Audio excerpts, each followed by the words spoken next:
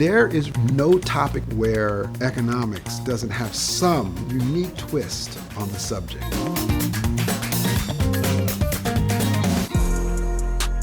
My great-grandaunt and her husband, Lacey, ran one of the largest crack distribution rings in all of Central Florida. I can remember learning to count to 1,000 by 20 because my cousin didn't trust a lot of people, but he trusted me and he wanted me to count his money for him. My grandmother would always chide them about the fact that there was no easy money, this is illegal.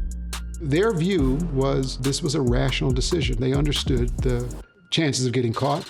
On the other hand, they made a lot of money doing it in a neighborhood where that kind of money would have been non-existent otherwise. They had a very different extracurricular activities, but they were family. It all came to an end when I was about 12 years old, and I was going over to my aunt's house to eat dinner with them. As we turned onto their street, I had a sense it wasn't good because of all the flashing lights. And they arrested my aunt, my uncle, and the siblings, and collectively they got 100 years in prison.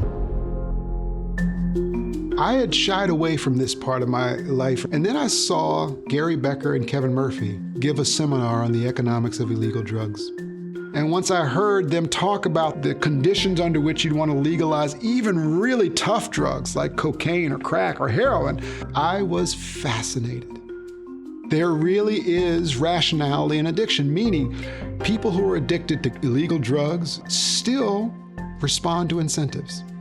If you take cigarettes, for example, they are much more expensive now than they used to be because we have levied taxes on them. That has led consumption to go down.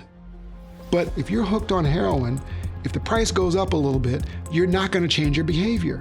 But who gets those revenues? Is it the government? In which case we can think about how to optimally use those proceeds to prevent heroin use in the first place? Or is it the cartels or local drug dealers, in which case you create a whole shadow economy full of violence that has no interest in curbing the use of these drugs? Prohibition has created a set of incentives that makes the drugs more potent, more dangerous.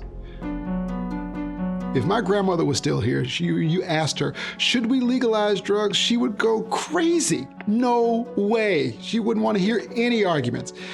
That's the beauty of this discipline, is it allows us to think through these incredibly important policy questions in a way that is rational and objective.